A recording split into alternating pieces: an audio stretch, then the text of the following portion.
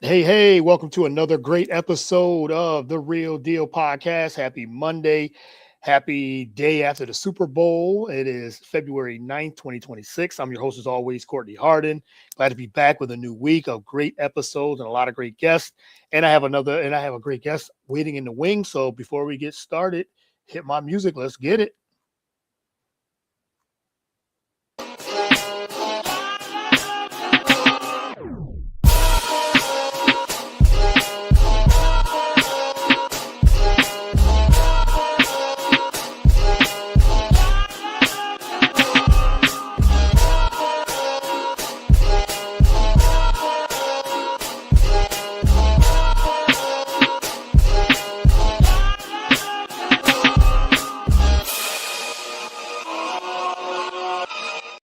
All right, once again, welcome to another great episode of the Real Deal Podcast. I'm your host, as always, Courtney Harden, and it is, again, February 9th. Glad to be back with a new incredible episodes, and I have a great guest upcoming. But before I bring her on, you can follow the show on all the podcast platforms, whether it is Spotify, Apple, we're also on YouTube, BS3 Network, BS3TVLive.com, BS3 Network Roku channel, where you consume podcasts. We are there, so you can download and upload all the episodes on the BS3 Network, Roku channel, and all those podcast platforms. And you can follow me on all the social media platforms: Blue Sky, Twitter, Instagram, Facebook, and TikTok as well. All right, well, I'm looking forward to this episode. I have she's an attorney who talks about sports for ESPN radio host with Amber and Ian. Welcome to the show, Amber Wilson. Thanks for coming on. Really appreciate it. Thanks for having me, Courtney. Yeah, thank you. And I'm glad that we got a chance to do this. I know we were trying to set this up and things like that. And you were busy with college football and a lot of different other things. So I'm glad that we finally had a little bit of time to, get to know you a little bit and talk about your career and things like that and kind of chop it up a little bit. So I really appreciate the time. Yeah, I'm excited about it. Yeah, I was traveling every single weekend for Yeah. college football Oh, season, yeah. so for ESPN. So once that season ends, my life changes a lot. And now that we're past the Super Bowl, now it's a whole different ballgame for A me. whole This is different ball definitely my game. off Yes. season.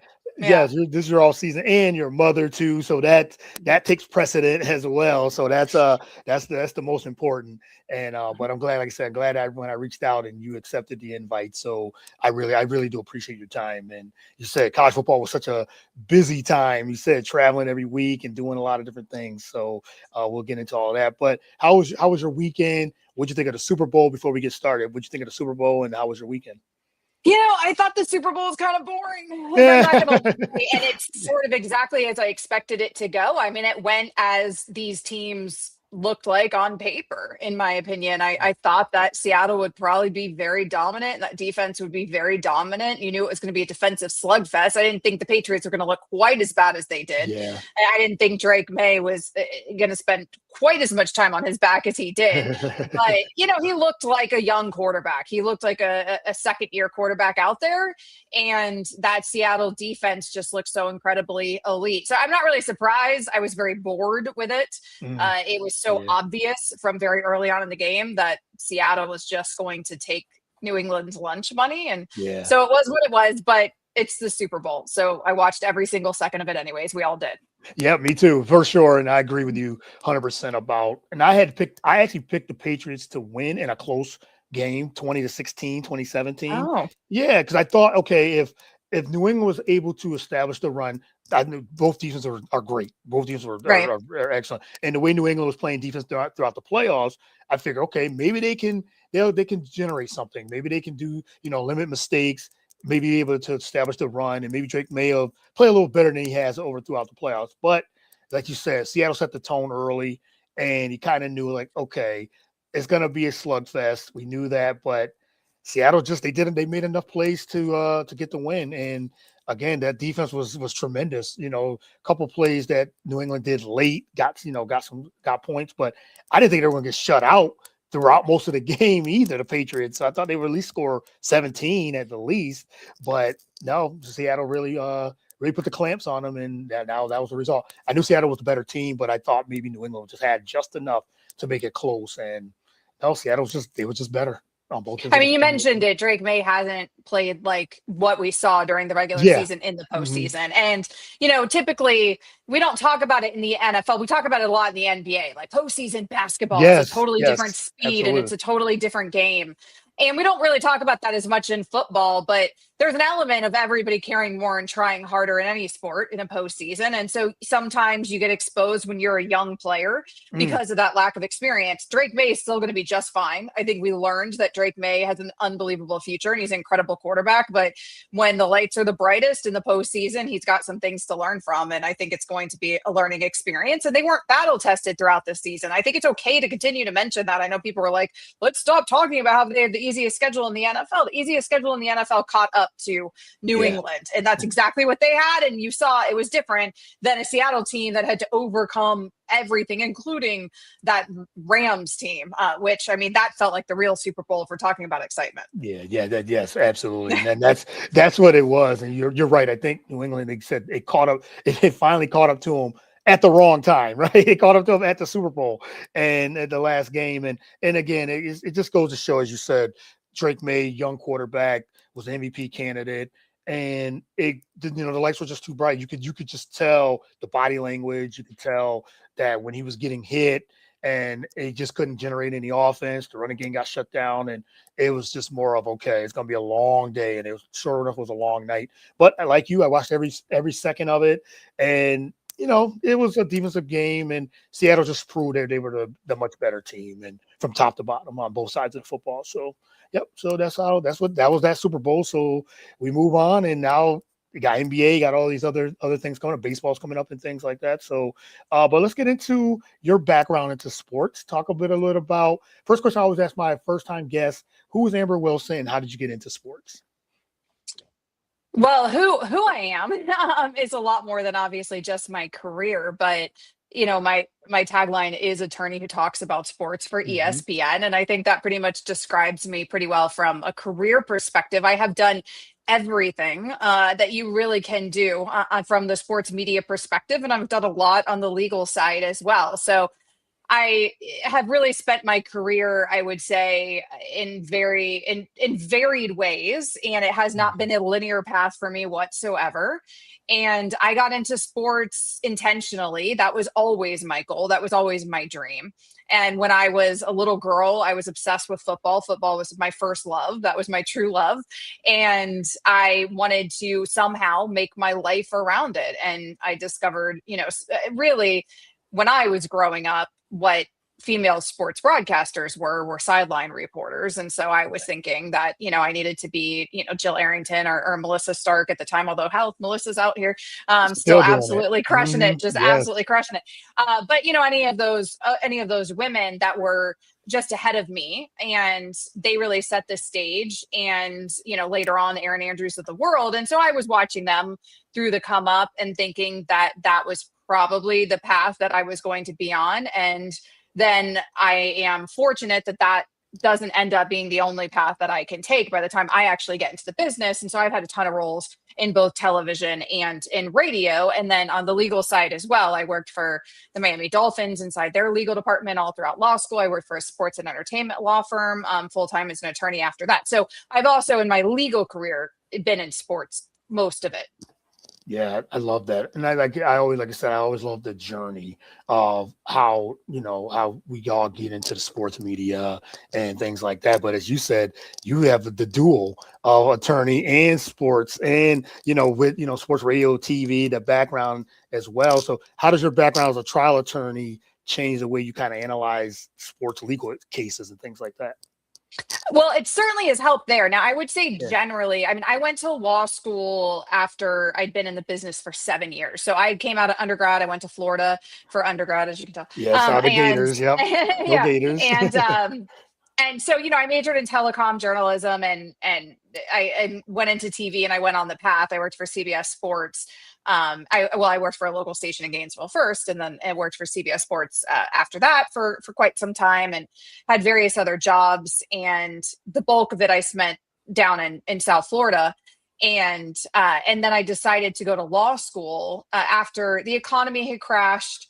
nobody needs sports broadcasters. So I got laid off from one of the companies that I was at. That was a big learning experience. I was sort of on this audition circuit, and then I got a job hosting a show in New York City on SNY Network. I did that for a season, but by then I had already applied to law schools, and I had already gotten into Miami law, which was where I wanted to go. And so I had deferred my acceptance for a year, which you can do, but I needed to make a decision. And so I was coming off of that TV show in New York City, and I thought, you know what, I still want to go get my law degree, even though, now I'm having some opportunities again. The economy was starting to get a little bit better.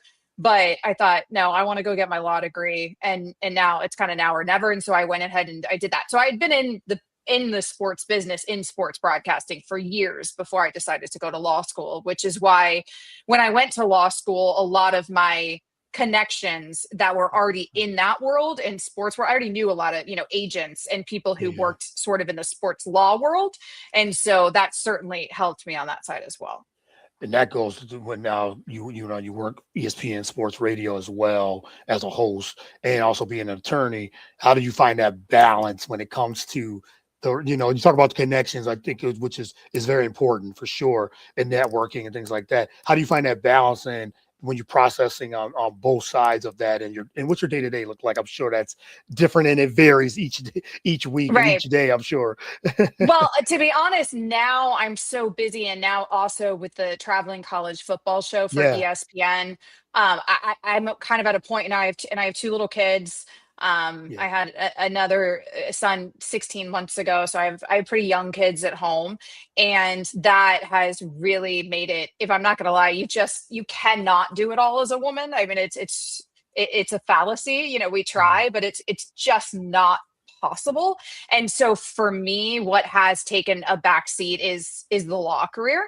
And I'm just too busy. I can't, with wanting to be a mom and wanting to be a present mom as much as I can, and then balancing ESPN. And then if I'm practicing law, I mean, it's just too much. So what has taken a backseat the last couple of years, and that's more motherhood, frankly, than it even is my career at ESPN, is practicing. And so I have a firm with my husband, and he takes lead on all the cases. And at this point, it's him and his staff, and they kind of do most everything. And at this point, I'm rarely doing stuff, but that has also over the years made it easier practicing with him, because I could, kind of hop on and off cases, help him a lot behind the scenes. I'd be writing motions for him, doing a lot of that kind of stuff, where he'd be actually meeting with clients and out there and actually doing the hearings and doing the trials and that sort of stuff.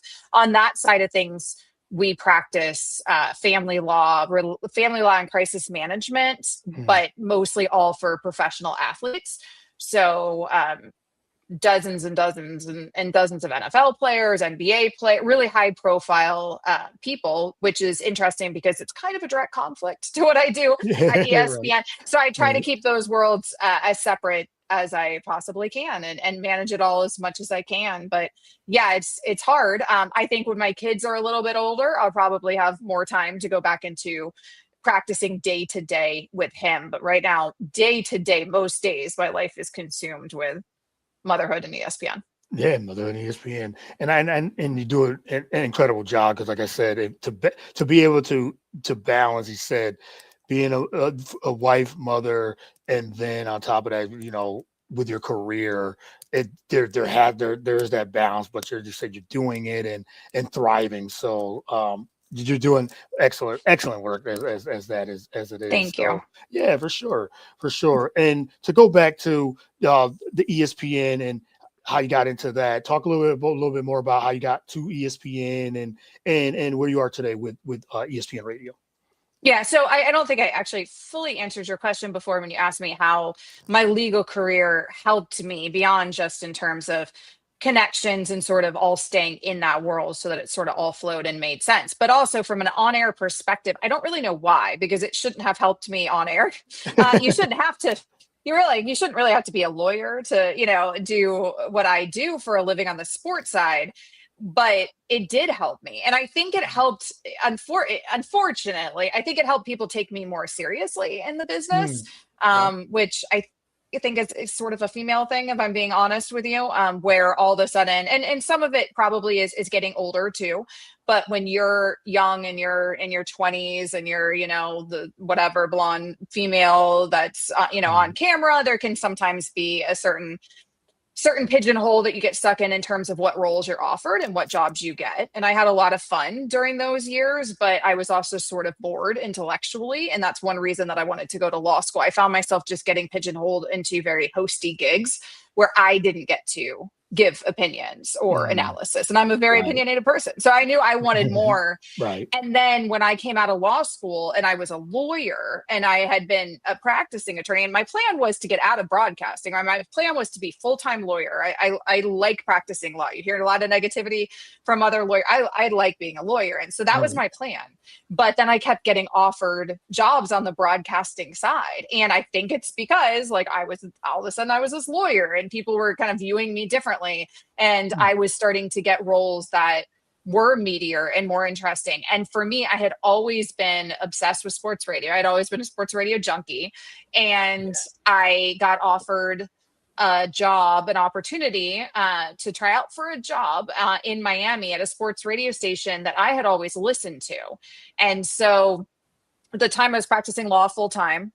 And I thought, okay, well, I'm going to try out for it. It was a morning show. And so I thought, well, maybe I can make it all work, or at least maybe I can just enjoy the audition. And then I got offered the job and I really wanted to do it because it seemed it was just a job that I knew I really enjoy. And I did really enjoy it. And so I took the morning job there. And at that point I was doing morning radio, getting up at, 4 a.m. on air at 5:30, doing morning radio in Miami. And then I'd be off work and then I'd be practicing law the rest of the day, like from 10 a.m. on kind of thing. And so I was able to balance it back then. And from getting into sports radio from that job, I was there for 5 years at 790 The Ticket in Miami. And that's where I got in the door at ESPN from that. I had an agent at the time who sent my, reel to ESPN. And I had tried to get into ESPN when I was younger in my career and to no avail. I had an audition up there many years before when I was young. When I was in my 20s, I had an audition. I didn't bomb it, but like it was one of those auditions you walk out and I'm like, I didn't get that belief. Like I knew. I knew like it wasn't my best. And so I had, had opportunities, had looks from them, and then with the radio, I got a real opportunity with them. And so that was sort of my path in, was through sports radio. And that was never my plan originally. And my plan originally was really to be in TV, but I've loved sports radio. I really like the medium. So like you said, maybe that was when you got into radio, you're like, okay, maybe this is my, pathway to get to ESPN. I think for me, we all grew, well, I shouldn't say all, but we've grown up and say, I want to be on ESPN, I want to be on ESPN.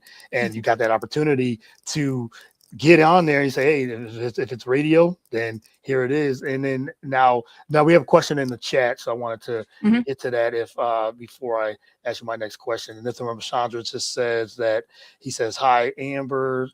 He says, you're the best. Thanks for the comments there. But his question is, what is your favorite moment so far in your career? My favorite moment so far in my career. Oh goodness. I've had some very cool moments. That's really tough. Really early in my career, when I was a baby, and interning full time, like for no pay, before, when I was just starting out, I was obviously a huge Gators fan, and we won the national championship in basketball. We won a couple, and we won in football those years, right in the mid latest 2000s. And I got to be on the court for those, which at the time was like unbelievable for me because I'm like so diehard. So like that moment is really, really special to be on the field and on the court during those natties. And then in terms of, every time I get to say the letters ESPN is like a moment for me. Yeah. So even this year, being at the national championship this year and I'm hosting a show at the national championship, and I'm doing it with my co-host who I was with in Miami for so many years, and now we're both Wow. at ESPN Radio. Yeah. And so we've been working together for a decade at this point, and we're really good friends as well. And so it's one of those things where my co-host Jonathan Zaslow, we had a moment to sort of reflect on our journey, where it's like, hey, all these years ago, we were at this Miami radio station together, doing morning radio. And now here we are working for ESPN at the national championship in Miami, like in Yeah.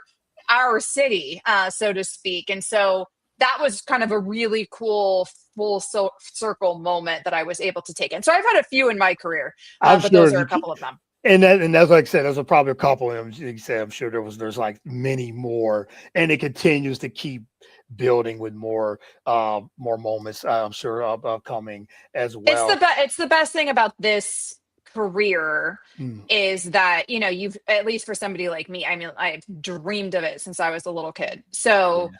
for me, I try not to ever take for granted those moments where you're like literally living your dream. And I do think that some people forget that as they, kind of make it more in this business. And I'm not suggesting that like I've made it yet or anything, but like, it's one Right. of those things where I've made my dreams come true. And so like that's Yeah. pretty cool. And I still have more, but I don't take those moments for granted. I try to always remind myself, like, like you're Yep. live, like this is it. Like You're this is living what your you've always, dream. you're Yeah. living your dream. And so you Yeah. have to take that time to reflect on that. Never take that Yeah. for granted.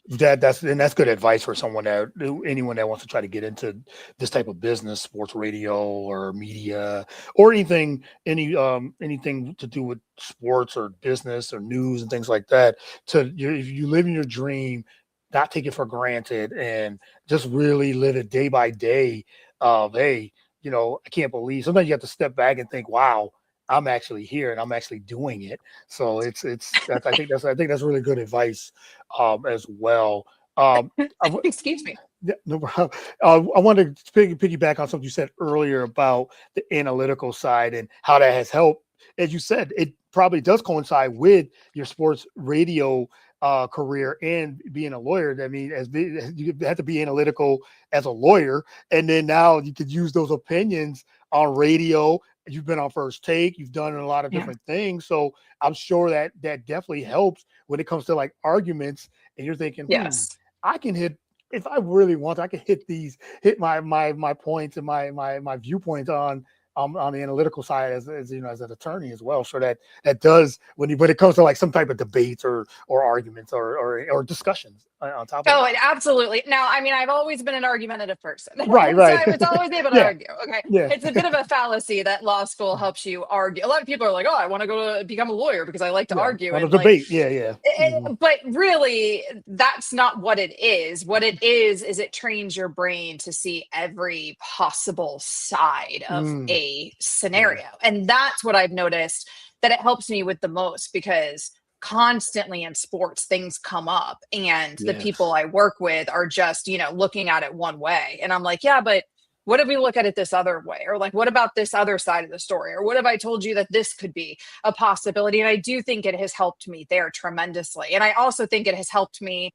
not look at things emotionally, and be able to look at things more objectively. Sometimes we Yeah. cover some more sensitive topics in sports, or more charged topics. It doesn't even have to be something sensitive, but something like college football. There's a ton right now of Yeah. legal issues in college football because it's the wild, wild west out there. And we know everything that's happening with NIL and the transfer No. portal. Yep. And Hmm. I find that I am able to look at those situations with a different type of viewpoint, a different type of analysis than I think a lot of the people that I work with. And so it has absolutely helped me there. And also helped me not to be overly reactionary when you initially hear things. And when you initially hear stories, we deal with that a lot on the legal side. And it's like, I know that we don't get the full story right away. And so, also being able to look at things from that perspective. Yeah, that's a good point too, because you said you're looking at for more. You said not with so much of the emotional side, but okay, let's hear all angles. Let's hear both sides, or if there's more than two sides of a story, because it usually is. And then you're like, okay, now I can actually make it a very educated, analytical suggestion or point on this, because now I done seen all angles from it. So now here's my opinion on this said topic. So I think we would be better in life if we all thought that way with a lot of things, with a lot of things, especially a lot of more serious things. So, all right, for the time's sake, I got a couple more questions, then I'll let you go. I feel like I could talk to you for hours on a lot of different things. But so you talked about a little bit, like I said, working in radio, having chemistry, and you said you had great chemistry with your co Ian Fitzsimmons on the Amber and Ian show as well. How does that come about, and the secret of how to build chemistry when you're on air daily with your co-host and things like that? That was more difficult than what I experienced earlier in my career, because earlier in my career, I referenced my co-host from Miami, who I also work with now, who I do the college football show with, Jonathan Zazzle. We were in studio together in Miami for years and years. Yeah. So like that's no problem. What's different about the world that we live in now is that Ian and I have only ever hung out a handful of times. I mean, we have only met really in person like a handful of times, because we both do the radio show remotely. He lives in Dallas. Right now I'm in Georgia, but normally I'm in Florida, so we have never been in the same state. And that means that we had to develop chemistry essentially through Zoom, or because that's what, we use Zoom, Microsoft Teams, those sorts of platforms as we're doing our show. And that's a weird thing. And you're trying to develop chemistry in real time with somebody on air. And I had only done a radio show with Ian one time in my entire life before we got named hosts together. That's the weird thing about sports radio, especially at ESPN. They just put you together. Like there's no like, who do you want to work with, or like, who do you think you'd be good with, or like, they don't like, there ain't none of that. Like, they're just throwing you and it's higher ups just deciding. And I don't know what leads to those decisions, and so whatever. There's also there's contract stuff. There's stuff that's all above my pay grade, and so they just kind of tell you like, hey, this is who your show is now with. And Ian and I got put together a couple of years ago. I had previously been doing the show with Joe Fortenbaugh, who's one of our betting analysts. So I'd been doing a show with him for about 8 months. And then they switched him to a different place in the lineup, and then switched him completely, because now he's not even on the radio side. Now he's full-time on the betting side and in TV. And so I got Ian. And so, we had to develop that. And really, there's no real secret to how you develop chemistry with somebody other than just doing it. And you kind of just have to do it, have to learn each other's idiosyncrasies, have to just kind of do shows over and over and over again. And that's how you develop it. And with sports radio, far more so than TV, with radio, chemistry is everything.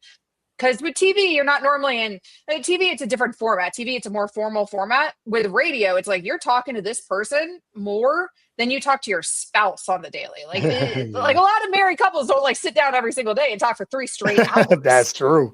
And like, that's what you're doing. You're literally sitting there and talking to this person for 3 or 4 straight hours every single day. It's a weird thing. And when you first get together and you hardly know them, so it's just about doing it. And for me, one of the things I pride myself most on is feeling like I can do radio shows with anybody. And so and not everybody can say that. I had an executive tell me that once, that she thought that was my biggest strength. And that was like one of the biggest compliments I've ever gotten in my career, because I like to think that I can build chemistry with anybody. It doesn't matter, age, race, like whatever you're into, like, it doesn't make any difference. Like, we're gonna vibe, and I'm gonna find a way. That's a great compliment too. That's a really good compliment, because it just shows the character that what you have is like, hey, I can work with anybody. I'm willing to work with anybody. It might take a while before we gain some chemistry, but that's just getting to know someone and get to know. And the more reps you have, and if you like working with the person, it doesn't become a job. It's now becomes like almost like you building a friendship. And like I said, the more reps you have, the more it shows in the chemistry, because you could tell right off the bat if a show's going to work or not. But it might take some time. But then it's like, okay, this team doesn't have any chemistry. And maybe they're just working just because that's what it was. They got built, but you said you built that chemistry, and that just shows the character that you have, that you're able to work with somebody and able to build a chemistry to have a successful radio show or whatever it is that helps. So that's a really good characteristic to have, for sure. Yeah, I think that's an advantage of radio also, is that you learn that. Like, you learn that ability to create Yeah. chemistry with anybody. So then it helps you on the TV side as well. Yeah, for sure. All right, two more before I let you go. I wanted to ask you about the future of radio. How do you keep a traditional 3-hour radio show engaging for a modern audience, the way audience is today?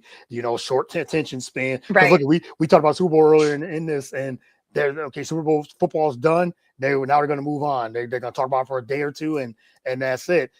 And with social media, reels, hot takes, instant news, how do you keep that a traditional radio show like that? Which I love radio too, just like you grew up on it, still listen to it and everything. So, but how do you keep that format keeps going and engaging compared to like what social media is and what people like to the reels and things like that and hot takes when it comes to sports Right.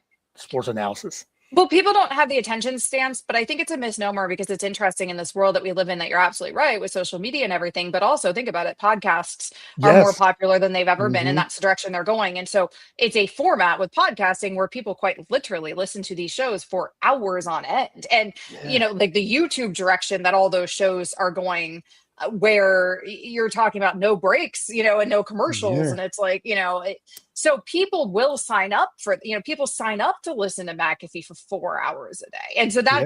I think that there's still an appetite for it, is my Mhm. point, for longer formats, if you're interesting and if you're relatable and if you're entertaining. And everybody at ESPN understands that entertainment is the first letter in ESPN. Yep. And we, on the radio side in particular, take that very seriously, because for me, my philosophy, I'm not out here curing cancer. I'm a sports radio host. I'm not doing anything nearly as important as I do on the legal side. Like, nobody's money's at stake, nobody's Yeah. liberty's at stake, right? Right. Like, we're just, we're out here having fun. And so I like that to come across.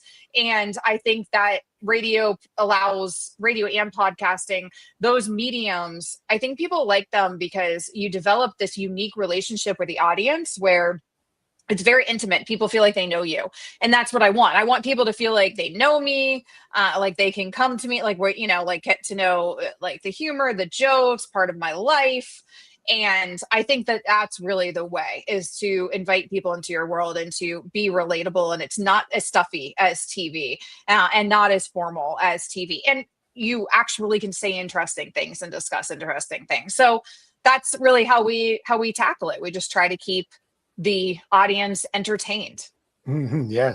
Entertainment. It's as simple as that. Yeah, man, that's good, because As simple again, and as difficult as that, but and it's difficult too. Yeah. Yeah. And it goes to show, even for like TV, traditional TV is still there. It's still there's still that, but you have the streaming that is kind of like you said, the Mhm. reels, the streaming, Netflix and everything Yeah. else, and Hulu. They have shows that are 6 to 8 episodes, and that's it. It's one season. But then you have the traditional TV, which I'm still a traditionalist more than anything. I love my shows like the Law and Orders and the FBI's and things like that. I like that. But I like streaming too. But as you said, as long as it's still engaging and entertaining, they're going to still go back to those long form ideas and things like that. So yeah, it's just like with media and radio. Same thing with streaming and TV as well. So, all right, last question, and then I'll let you go. It's this was a fun one I wanted to ask you. If you weren't a lawyer or on sports media, sports radio, what third career path would you have pursued? That's so tough, because those were the two that you love, right? Those were my destiny. Yes. I would like to say, like, I would like to have thought, like maybe I'd want to be a dermatologist to help people, because I grew up, like, that was my biggest insecurity in my life was my Right. skin growing up, right? But the problem is, like, you have to go to medical school for that, and there was no possibility I was ever going to be able to pass those chemistry classes, Yes. those calculus classes to be able to get into med school. So I don't think that that would have been a good career path for me. To be honest, if I didn't do those two, I probably would have ended up in real estate because I really love real estate. Yeah. And that sounds like a cop out, but I think that it probably would have ended up in Right. real estate in some manner. And then you said you had two careers. So it's like, okay, usually, Yeah, like I already did them, yeah, man. you did them. Yeah, you're in it. You said, usually you ask a question like that. It's like, well, if I wasn't in this, I would have did Right. this. You've done both, or you're doing both and Yeah. everything too. So yeah, that was interesting. I was like, oh, well, a third career, a third thing and everything too. So, well, Amber, this is so much fun. I really appreciate the time. Like I said, I could have talked to you for hours. On top of that, I really enjoyed this and get to know you a little bit and things like that. Hopefully we can maybe do this again at a later time. And but before we let you go, let everyone know where they can follow you, with listen in, follow your career. Just want to ask you a question, things like that, where they can Yeah. find you on social media. Yeah, definitely find me on social media at Amber W Sports, Instagram, TikTok. I need to get back into TikTok. I need Me to get too. better at TikTok. I do. I'm with you on that. I mean, like, I'm so old. I'm like out here, whatever. But I've tried to make some. I'll get back to it. Don't you worry. Yeah. So TikTok, Instagram, Twitter, it's all at Amber W Sports. So All right. yeah, hit me up. Reach out if you have any questions. And my show is Monday. Now that football season's over, it's just Monday through Friday. Monday through Friday, 7 to 10 a.m. Eastern, every single night. That's where you hear Amber and Ian. On ESPN Radio, you can find us on the ESPN app at live streams under the Listen Live tab. And you can find us on Sirius XM Channel 80. And then we're also on hundreds of affiliates around the country. So we might be on your local sports radio station. You're a pro at that, so I'm sure you're used to saying that all the time as well. So that was one of those things where you thought like, "Yep, I know, I can say this. I know the lines and everything." So I said, "You're good at that. You're very good at that." Well, thanks, Amber. I appreciate the time, really do, and thank you again for accepting the invite. And like I said, go follow Amber, listen, subscribe, like all those things as well. So yeah, appreciate you, and hopefully, like I said, we can do this again. Thanks for having me. All right. Thank you. Have a good one. Enjoy the rest of the week. Thanks. Yep. Bye.